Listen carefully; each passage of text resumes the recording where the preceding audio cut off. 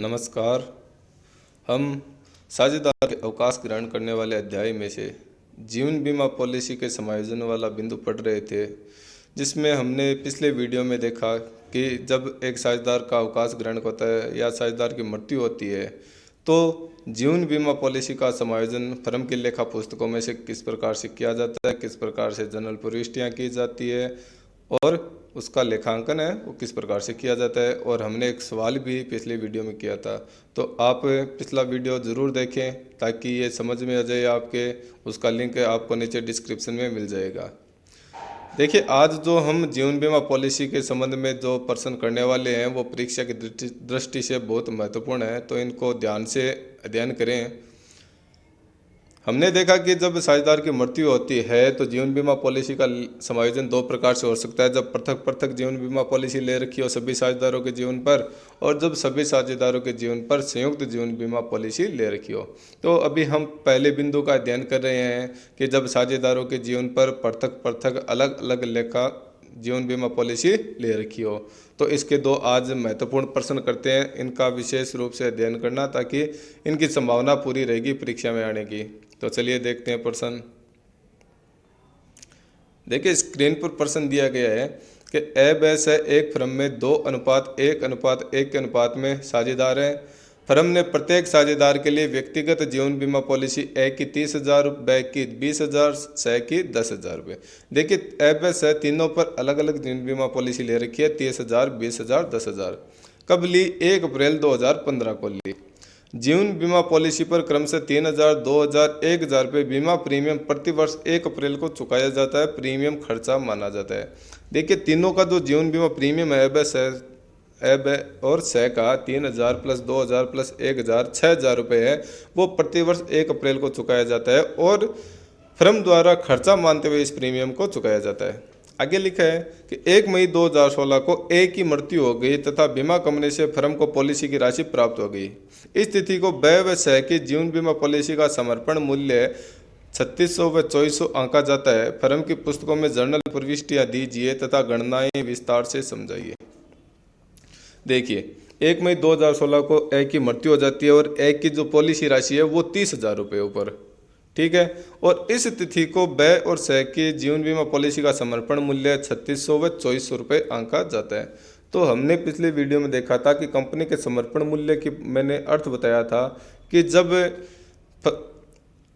बीमा पॉलिसी को बीमा अवधि में फर्म द्वारा बीमा कंपनी में जमा करवाया जाता है और उस दिन उसकी जो राशि प्राप्त हो सकती है उसे उसका समर्पण मूल्य कहते हैं, ठीक है। तो ब और से की पॉलिसी का समर्पण मूल्य 3600 रुपये और 2400 रुपये। अब फर्म की पुस्तकों में जब जर्नल प्रविष्टियाँ करेंगे तो हमने पॉलिसी कब ली? 1 अप्रैल 2015 को। तो सबसे पहले हम जो प्रीमियम चुकाएंगे उसकी प्रविष्टि करेंगे। देखिए, जर्नल नीचे बनाई गई है। 2015 अप्रैल 1 को हमने जो प्रीमियम चुकाया तो एंट्री होगी insurance premium account debit to bank account 6,000 रुपये। अब इस प्रीमियम को साल के अंत में प्रॉफिट एंड लॉस खाते में ट्रांसफर करेंगे तो 2016 31 March profit and loss account debit to insurance premium account 6,000 रुपये, ठीक है, ये हो गए। अब 2016 अप्रैल 1 को फिर हम प्रीमियम का भुगतान करेंगे insurance premium account debit to bank account, क्योंकि जो प्रीमियम का भुगतान है वो प्रतिवर्ष 1 अप्रैल को किया जाता है। तो 2016 को 1 अप्रैल को हमने प्रीमियम का भुगतान कर दिया 6,000 रुपये। अब 1 मई को ए की मृत्यु हो जाती है और ए की मृत्यु होने पर बीमा कंपनी से जब पॉलिसी की राशि दे होगी तो उसके लिए 1 मई को प्रविष्टि आपके सामने दी गई है। Insurance company account debit to as life policy, A की जो पॉलिसी है वो 30,000 रुपये की है, तो प्रविष्टि बनती है insurance company account debit to as policy 30,000 रुपये। अब 1 मई को राशि प्राप्त हो गई तो प्राप्त होने की प्रविष्टि होगी bank account debit to insurance company 30,000 रुपये, ठीक है। अब जो ए की पॉलिसी की राशि है वो सभी साझेदार अपने लाभ विभाजन अनुपात में बांट लेंगे। तो 1 मई को ही प्रविष्टि होगी A's life policy account debit to A's capital to B's capital to C's capital, और जो ए बी सी का अनुपात है वो है 2:1:1। तो 30,000 रुपये को जब 2:1:1 में बांटते हैं तो ए के 15,000, बी के 7500 रुपये, सी के 7500 रुपये।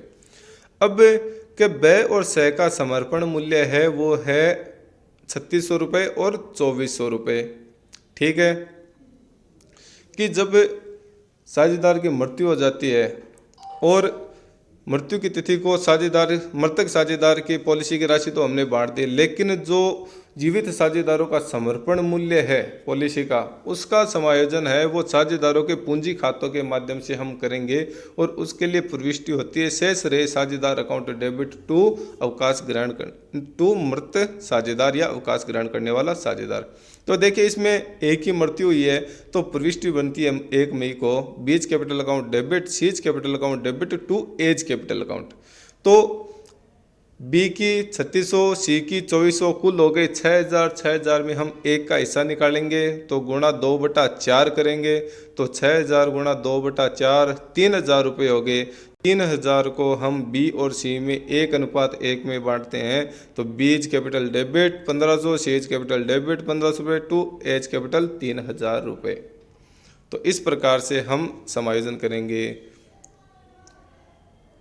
ठीक है, चलिए एक प्रश्न और देखते हैं। प्रश्न है, एक फर्म में ए, बी व सी बराबर के साझेदार हैं। प्रत्येक साझेदार का अलग से क्रमशः 30,000, 25,000 व 40,000 के लिए बीमा कराया गया। तो ए का 30,000, बी का 25,000 और सी का 40,000 का बीमा कराया गया है। इनका प्रीमियम फर्म द्वारा चुकाया जाता है। ठीक है, ए की मृत्यु हो गई तथा पॉलिसी की राशि बीमा कंपनी से प्राप्त हो गई। बी व सी की पॉलिसी का समर्पण मूल्य 3,000 व 6,000 रुपये था। आवश्यक जर्नल प्रविष्टियां दीजिए। देखिए, इसमें ए की मृत्यु हुई है तो ए की जो पॉलिसी राशि है वो 30,000 रुपये, बी व सी जो जीवित साझेदार है उनके पॉलिसी का समर्पण मूल्य है वो 3,000 व 6,000 रुपये हैं। ठीक है, और इस प्रश्न में ये नहीं बताया गया कि प्रीमियम कितना चुकाया गया, तो सीधे हम जो ए की मृत्यु पर पॉलिसी की राशि दे होती है वहीं से प्रविष्टि कर लेते हैं। तो पहली प्रविष्टि हम करेंगे insurance company account debit to as life policy account 30,000 रुपये। दूसरी प्रविष्टि इस पॉलिसी राशि प्राप्त करने की कर लेते हैं bank account debit to insurance company account 30,000 रुपये। देखिए, एक चीज़ कि मैं जब जर्नल प्रविष्टि कर रहा हूँ तो मैंने नरेशन नहीं लिखा है किसी भी जर्नल प्रविष्टि में। आप जब परीक्षा में प्रश्नों का हल करें और जनरल प्रविष्टि बनाए तो नरेशन जरूर लिखना है, इस चीज़ का ध्यान रखें। ठीक है, अब कि जो मृतक साझेदार है ए है, उसकी जो पॉलिसी राशि है बीमा कंपनी से प्राप्त है उसको सभी साझेदारों में हम लाभ विभाजन अनुपात में जब बांटते हैं तो प्रविष्टि हम करते हैं A's life policy account debit to A's capital account to B's capital account to C's capital account. A B C बराबर के साझेदार हैं तो ए के 10,000 हो गए, बी के 10,000 हो गए और सी के भी 10,000 हो गए। ये हो गई ए की पॉलिसी की राशि का समायोजन। अब ब और स की जो पॉलिसी का समर्पण मूल्य है वो है 3,000 और 6,000, कुल हो गए 9,000। कुल कितने हो गए? 9,000। इसमें जो ए की मृत्यु हो रही है तो ए का हिस्सा निकालेंगे तो तीनों बराबर के साझेदार है तो गुणा 1/3 करेंगे। 9,000 गुना 1/3 कितने हो गए? 3,000 रुपये। तो 3,000 रुपये का जब हम समायोजन करेंगे पुस्तकों में तो प्रविष्टि होगी शेष रहे साझेदार अकाउंट डेबिट टू मृत साझेदार का पूंजी खाता। तो B's capital account debit, C's capital account debit to A's capital account. तो 3,000 रुपये एक के सामने लिख दिए। अब ब और स वो बराबर के साझेदार हैं तो 3,000 को ब में 1,500 रुपये और स में 1,500 रुपये हमने डेबिट कर दिए।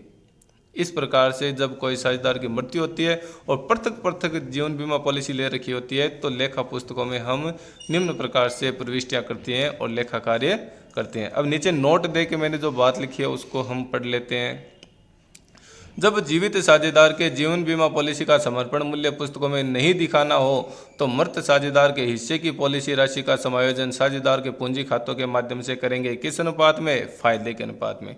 यानी ऊपर के जो दोनों प्रश्नों में हमने लास्ट की प्रविष्टि की है समर्पण मूल्य के समायोजन के लिए, उसके लिए ये बात लिखी गई है कि जब जीवित साझेदारों की जीवन बीमा पॉलिसी का समर्पण मूल्य पुस्तकों में नहीं दिखाना हो तो मृत साझेदार के हिस्से की पॉलिसी का समायोजन साझेदारों के पूंजी खातों के माध्यम से फायदे के अनुपात में करेंगे। तो इसके लिए प्रविष्टि क्या होती है? शेष रहे साझेदारों का पूंजी खाता डेबिट टू अवकाश ग्रहण टू मृत साझेदार का पूंजी खाता। ठीक है, तो इस प्रकार से हम जब साझेदारों के जीवन पर पृथक जीवन बीमा पॉलिसी ले रखी होती है और साझेदार की मृत्यु होती है तो लेखा पुस्तकों में प्रविष्टियां करते हैं।